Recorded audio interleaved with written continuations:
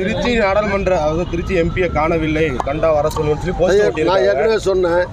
நீங்கள் இந்த எத்தனை பார்க்குறீங்க?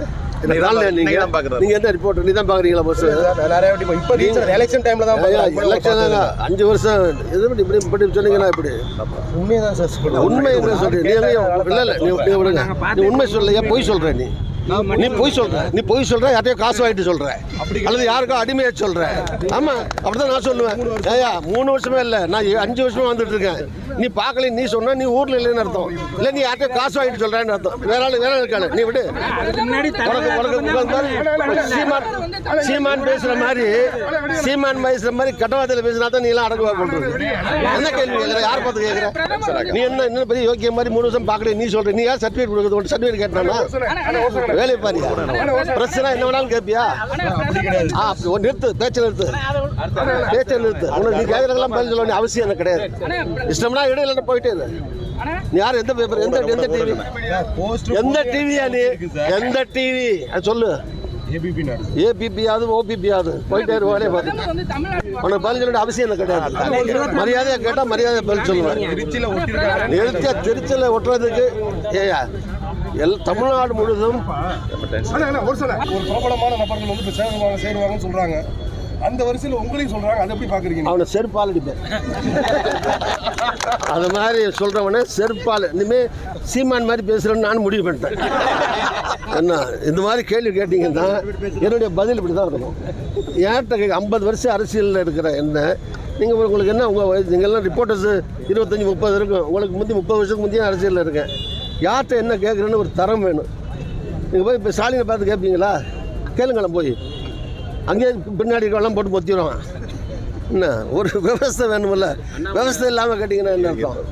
எவனாவது ஒருத்தர் இந்த ஊடகம் பேரில் வச்சுக்கிட்டு 5000 பேர் வியூஸை வச்சுக்கிட்டு சம்பாதிக்கிறதுக்காக ரூமில் உட்காந்துக்கிட்டு பழப்பு நடத்துகிறான். நானும் பேட்டி கேட்டால் கொடுக்குறேன், பாவம் பொழைச்சிட்டு போகிறாங்கன்னு.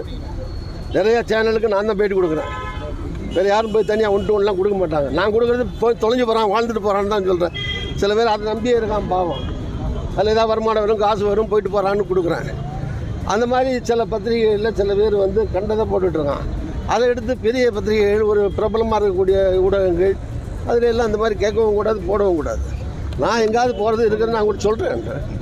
என்ன உங்களுக்கு ஏன் நீங்கள் முந்திக்கிட்டு எங்கேயாவது அனுப்ப பார்க்குறீங்க? போராட்டம் நடக்குது. நீங்கள்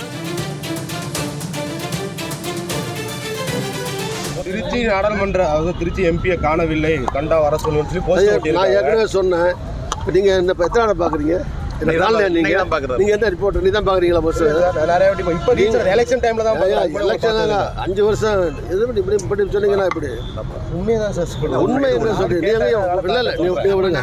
நீ உண்மை சொல்லலையா? பொய் சொல்ற நீ பொய் சொல்ற யார்ட்டையோ காசு வாங்கிட்டு சொல்ற அல்லது யாருக்கோ அடிமையா சொல்ற. ஆமா அப்படிதான் நான் சொல்லுவேன். ஏயா 3 வருஷமே இல்ல, நான் 5 வருஷமா வந்துட்டு இருக்கேன். நீ பார்க்கல, நீ சொன்னா நீ ஊர்ல இல்லைன்னு அர்த்தம். இல்ல நீ யார்ட்டையோ காசு வாங்கிட்டு சொல்றேன்னு அர்த்தம். வேற இருக்கானு நீ விடு.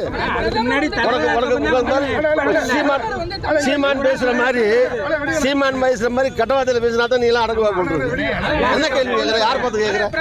நீ என்ன பெரிய யோக்கிய மாதிரி 3 வருஷம் பார்க்கல நீ சொல்ற. நீ யார் சர்டிஃபிகேட் கொடுக்குறது? சர்டிஃபிகேட் கேட்டானா? வேலை பாரியா? பிரச்சனை என்ன வேணாலும் கேட்பியா? நிறுத்து, பேச்சை நிறுத்து. உனக்கு நீ கேட்கறதெல்லாம் பதில் சொல்ல வேண்டிய அவசியம் எனக்கு கிடையாது. இஷ்டம்னா இடையில போயிட்டே இரு. நீ யார்? எந்த பேப்பர்? எந்த டிவி? எந்த டிவியா நீ? எந்த டிவி சொல்லு? ஏபிபியாவது ஓபிபியாவது போயிட்டே இரு. வேலையை பார்த்து உனக்கு பதில் சொல்ல அவசியம் எனக்கு கிடையாது. மரியாதையா கேட்டா மரியாதை பதில் சொல்லுவேன். திருச்சியில் ஒட்டுறதுக்கு ஏயா தமிழ்நாடு முழுவதும் ஒரு பிரபலமான நபர்கள் வந்து சேருவாங்கன்னு சொல்றாங்க. அந்த வரிசையில் உங்களையும் சொல்றாங்க. அதை எப்படி பாக்குறீங்க? அவனை செருப்பால் அடிப்பேன். அது மாதிரி சொல்றவனே செருப்பால். இனிமே சீமான் மாதிரி பேசுறேன்னு நான் முடிவு பண்ணிட்டேன். என்ன இந்த மாதிரி கேள்வி கேட்டீங்கன்னா என்னுடைய பதில் இப்படி தான் இருக்கும்.